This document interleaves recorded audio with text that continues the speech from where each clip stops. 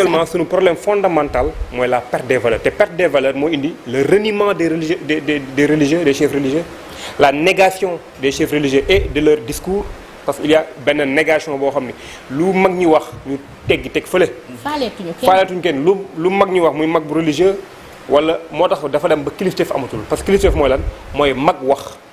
nga déglu même bu nekkee li muy wax du dëgg mais mag wax nga déglu loolu mooy valeur bi ñu njëkk a incarné mën nga ko gàgganti tegaat ko ci yoon dans le respect dans la déférence et dans la tenue mais loolu dañ ko xaw a ñàkk ci société bi te loolu j'en appelle ñàkk sax dañu ko ñàkk actuellement ba ci li nga xamante ne moom mooy respect des institutions xale yi léegi man je sais pas la moo nekk seen bopp mais qui ne respecte pas les institutions de base avec les valeurs les plus fondamentales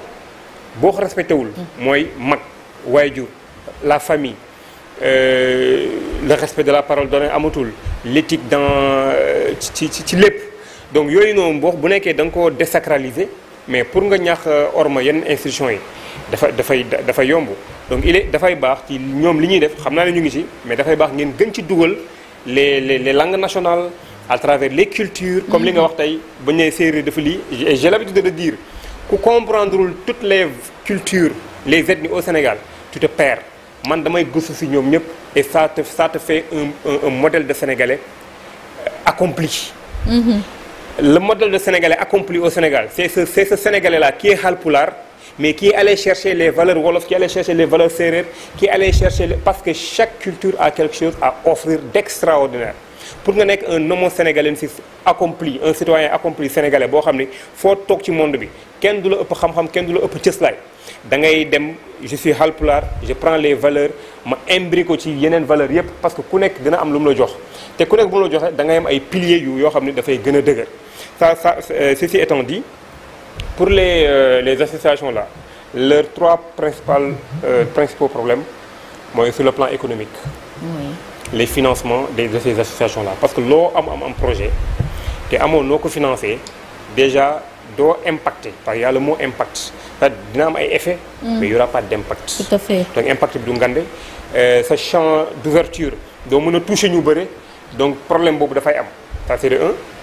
et il y a ce qu'on appelle des motivations dafay baax aussi société bi ñu nekk doo fay kenn mais dafay baax tu motives les gens par rapport même ñi ngay fekk parfois di leen jàpp di leen defal c'est des femmes parfois vulnérables da ngay ñëw si ñoom bu ñu paree dañu lay xoolee ba naa la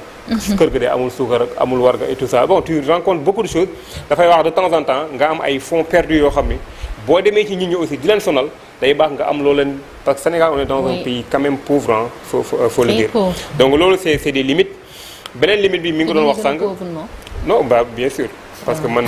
l'horizon là c'est flou beneen bi mu wax mooy sànq mooy les relations avec les institutions parce que relation avec les institutions moo lay indil ouverture moo lay indil tey ci li nga nekk am nga déjà ku la garantiral li ngay def ku la accompagner ci loolu ibbi la les portes de d'autres personnes ñu mën a dugg ci affaires yi mën la jàppale et ça me paraît important mais bi ci mujj te bi gën a dangereux mooy la récupération politique pour la plupart des associations yu bëri ngay gis ba ci dans les universités les amicales yi ngay gis yëpp mais surtout, toutes les amicales là amicale des ressortissants de tel amicale des ressortissants de Richard Toll amicale des ressortissants de Saint-Louis mais toutes les amicales yi ngay gis yëpp il y a eu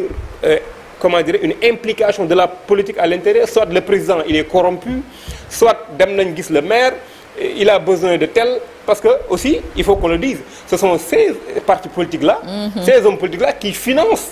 un peu ce qu'ils font parce que aussi ki lay diri doo taamu sa ndong fu muy dal c'est eux qui injectent leur argent parfois boo ñëwee dañ lay wax lu leer donc ñoom ñooy joxe les chambres ñoom ñooy joxe les immeubles ñoom ñooy joxe ay bus bu ngeen bëggee dem vacances parfois aussi il faut que ñu nekk ci association yi parfois ñu def ce qu'on appelle le don de soi parfois ngeen di bañ à chaque fois certes c'est pas facile hein, il faut le dire mais ngeen di bañ parfois le politicien di leen am fu mu leen téye par exemple dem ñibbi tabaski mais yaa xayti mais préparer seen ay pass ngeen jël seen bus organisé wu parce que y a mon ami Pape Djibril Fall qui a l'habitude de dire quand on organise quand on n'a pas on s'organise donc vous organisez di ngeen am ay solutions donc récupération politique bi li koy indi mooy ngeen may leen ñu dugg seen biir parce que bu ñu duggee seen biir rek ils vont vous récupérer du ngeen am cëslaay du ngeen am une organisation boo xam ne dafa dëgër on a vu les cas de Y'en a marre ici bah je le dis c'est vrai parce que qui fait les mouvements mais c'est les personnes qui sont à l'intérieur mais bu nekkee